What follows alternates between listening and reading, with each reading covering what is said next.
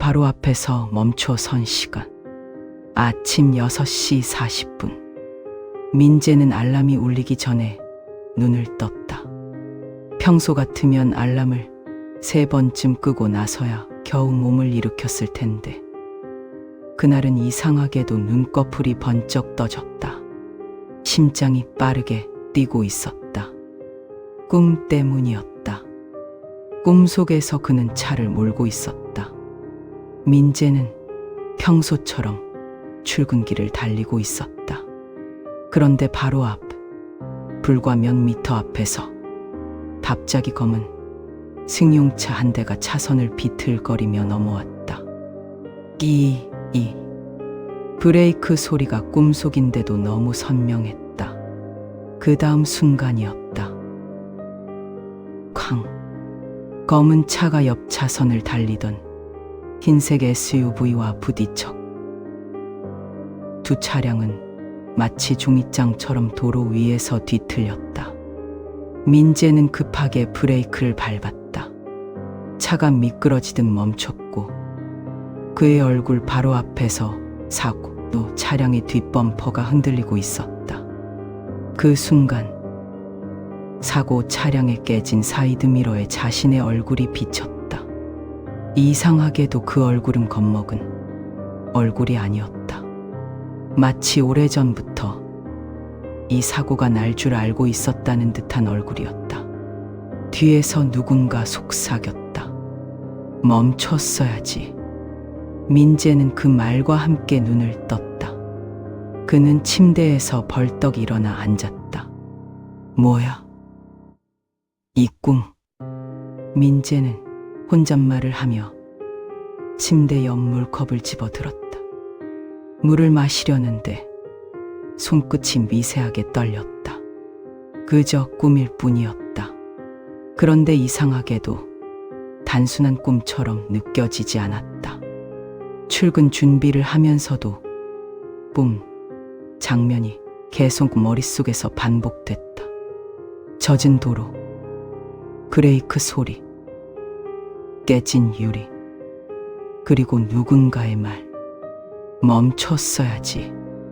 민재는 중소광고회사 기획팀 대리였다. 요즘 회사는 중요한 프로젝트 하나 때문에 정신없이 돌아가고 있었다. 대형 프랜차이즈 브랜드의 새 캠페인 제안서였다. 하지만 문제는 일정이었다. 대표는 무조건 이번 주 안에 완성하라고 지시했고 팀장은 밤샘을 당연하게 여겼다. 민재는 며칠 전부터 마음 한구석이 불편했다. 무언가 잘못 가고 있다는 느낌. 하지만 그는 말하지 않았다. 그는 옷을 입고 현관문을 나섰다. 엘리베이터 거울 속 그의 얼굴은 피곤해 보였다.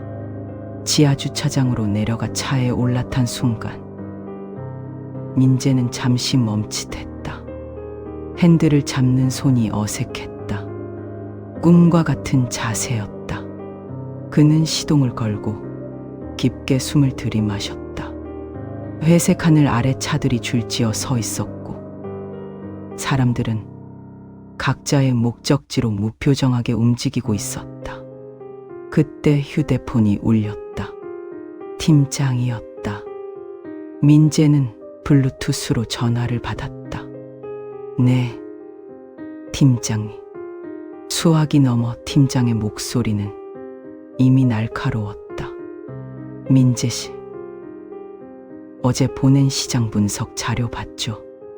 그거 오늘 오전 회의 때 그대로 넣을 거예요. 대표님도 빨리 보자고 하시니까. 민재는 순간 입을 다물었다. 어제 밤늦게 후배 지은이 보내온 시장 분석 파일에는 이상한 부분이 있었다. 급하게 만들다 보니 누군가 인터넷에서 가져온 내용을 제대로 검증하지 않은 듯했다. 그런데 팀장은 지금 그 자료를 그대로 대표에게 올리려 하고 있었다. 팀장님. 민재가 조심스럽게 입을 열었다. 그 자료. 확인이 조금 더 필요할 것 같습니다. 잠시 침묵이 흘렀다. 무슨 뜻이에요? 일부 그래프랑 출처가 정확하지 않은 부분이 있어서요. 팀장의 한숨이 들렸다.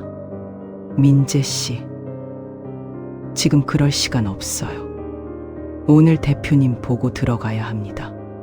평소 같으면 여기서 물러났을 것이다. 하지만 그 순간 꿈속 브레이크 소리가 다시 들렸다. 끼이.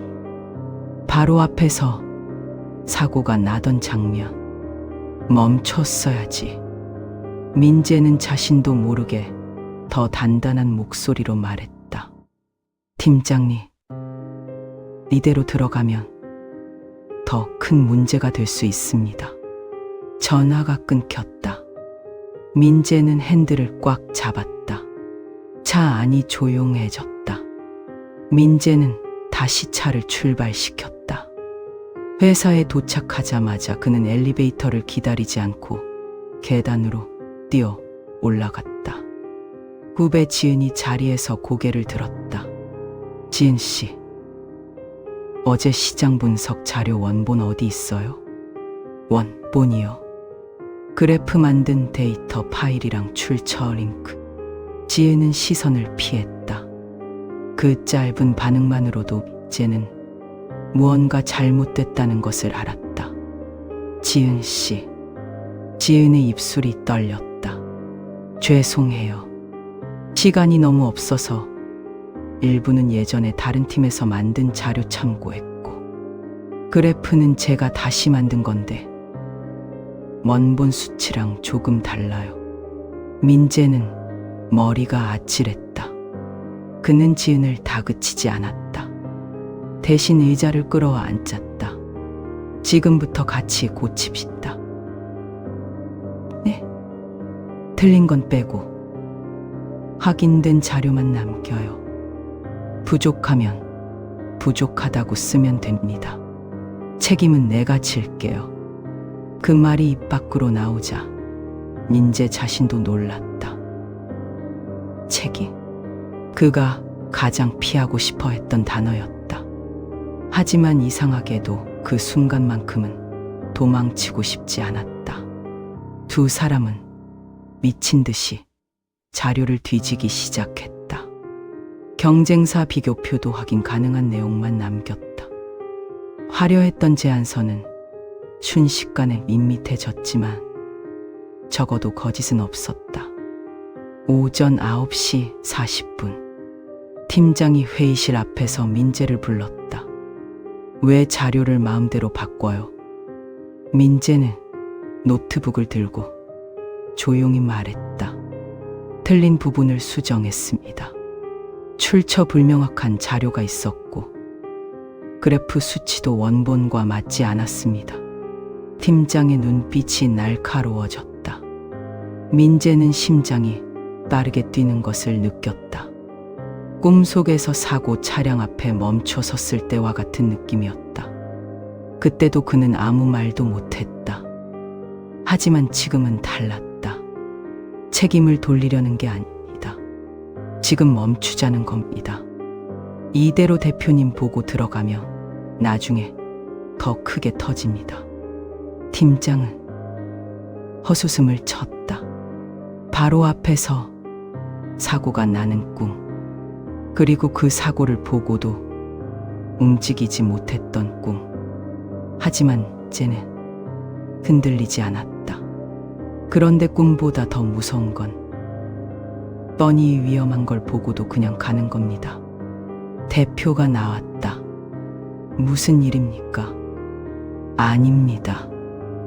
대표님, 자료 준비 중에 약간 의견 차이가 있어서.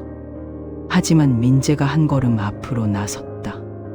대표님, 보고 전에 말씀드릴 게 있습니다. 대표는 민재를 바라봤다. 말해봐요. 민재는 노트북을 열고 수정 전 자료와 수정 후 자료를 보여주었다. 설명이 끝났을 때 대표는 한동안 아무 말도 하지 않았다. 그리고 낮게 말했다. 이거 그대로 클라이언트에게 나갔으면 큰일 날 뻔했군요. 수정본으로 다시 준비하세요. 부족한 부분은 부족하다고 쓰고 대신 보완 방향을 제시하세요. 네, 대표님. 민재는 고개를 숙였다. 회의가 끝난 뒤 사무실 분위기는 묘했다. 누구도 큰 소리로 말하지 않았다. 팀장은 자신의 자리로 돌아가 문서만 들여다봤고 지은은 민재에게 조심스럽게 다가왔다. 대리님, 그녀의 눈가가 붉어져 있었다. 죄송해요. 제가 처음부터 말씀드렸어야 했는데. 민재는 고개를 저었다. 아니에요. 나도 어젯밤에 알고도 바로 말 안 했어요. 민재는 잠시 창밖을 바라봤다. 도로 위로 차들이 끊임없이 지나가고 있었다. 사람들은 여전히 바빴고 세상은 아무 일도 없었다는 듯 흘러가고 있었다. 하지만 민재에게는 달랐다. 무언가가 멈췄고 무언가가 바뀌었다. 점심시간이 지나고 수정된 제안서 작업이 다시 시작됐다.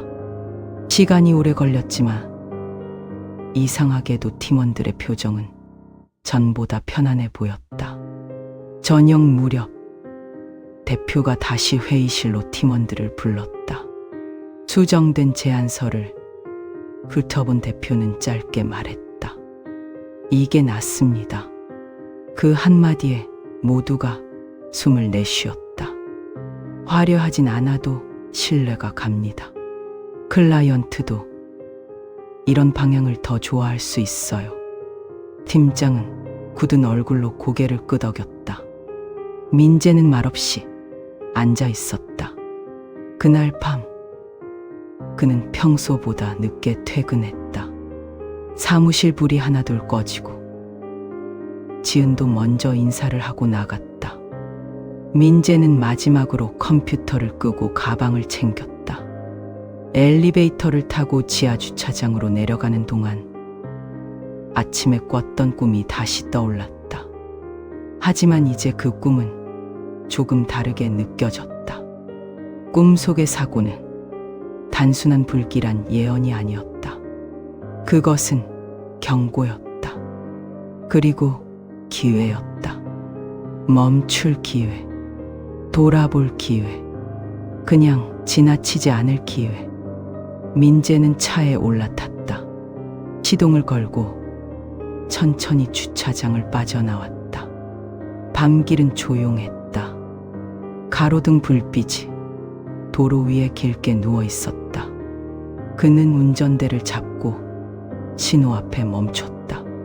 그 순간 건너편 차선에서 구급차 한 대가 사이렌을 울리며 지나갔다.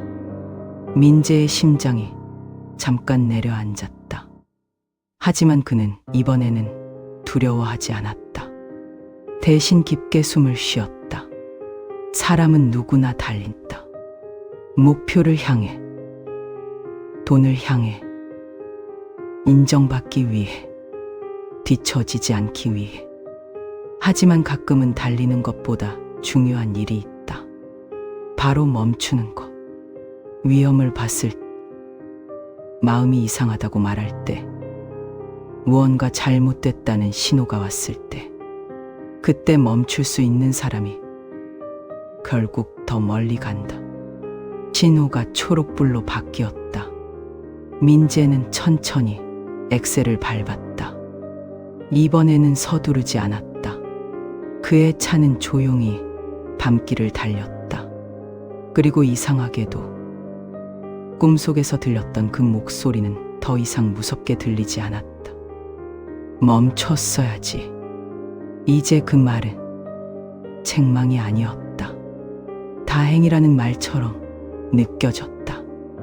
다행이다. 이번에는 멈췄으니까.